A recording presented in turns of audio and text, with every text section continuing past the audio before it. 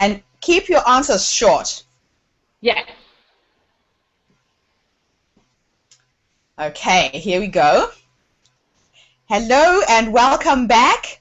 This is Gertrude Bache again here in Wellington, New Zealand. Today I'm interviewing yet another fascinating author based in Ohio by the name of Stella Nsong. Stella, how are you? I am excellent, thank you. How are you? I am good. I am good. Now, you are the best-selling author of 2 books, and Correct. I want us to talk about each one in turn. Your first book is called The Caregiver's Cliff Notes, 27 Things to Do When Your Parents Are Losing Their Independence. What inspired you to write this book? The need for quick, to the point, actionable steps, especially for the baby boomers caring for their elderly loved ones.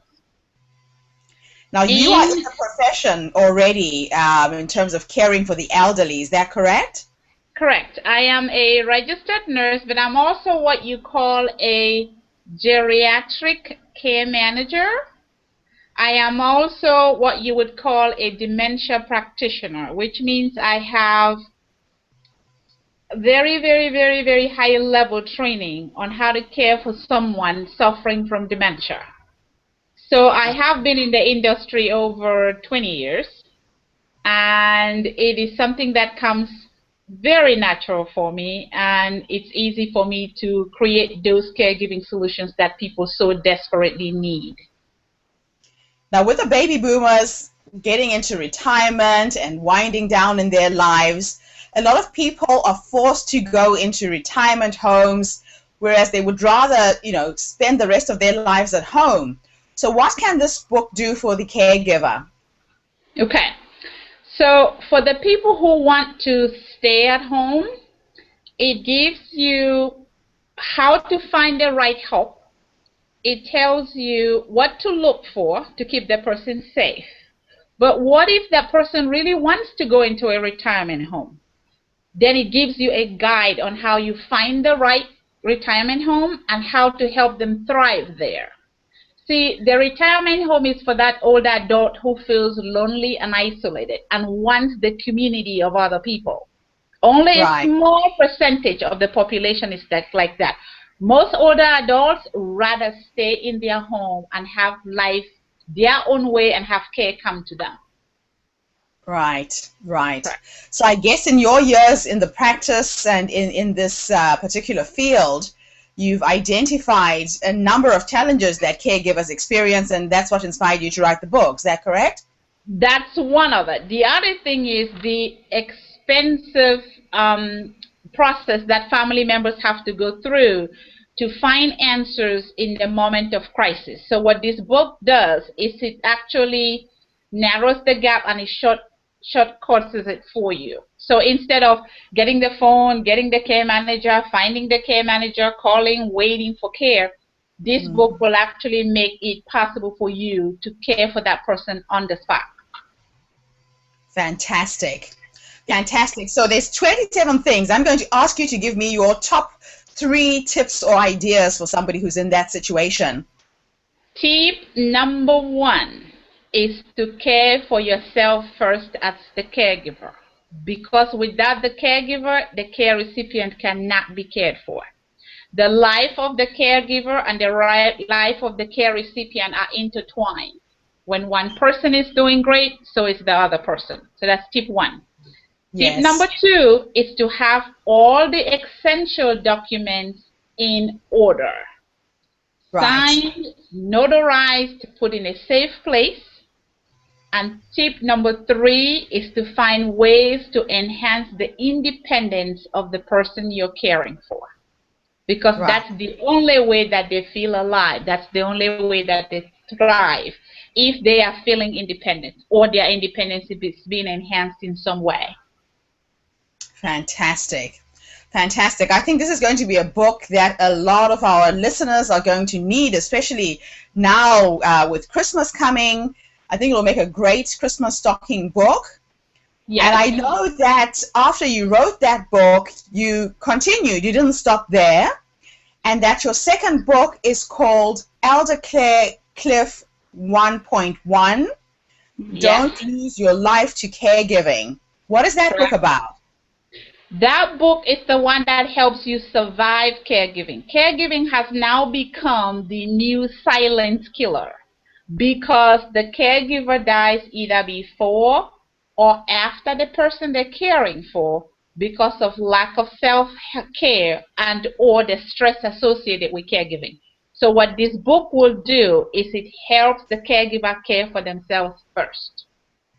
Wow. So I guess this is not just applying to immediate family members. This book could also apply to people who are working in the industry and in the business, like nurses and nurse aides. Is that correct? Correct. And physicians, and it's funny how you would go into a hospital and you would see a respiratory therapist caring for a patient on a ventilator. And then that respiratory therapist walks right outside of the building during their break and smokes.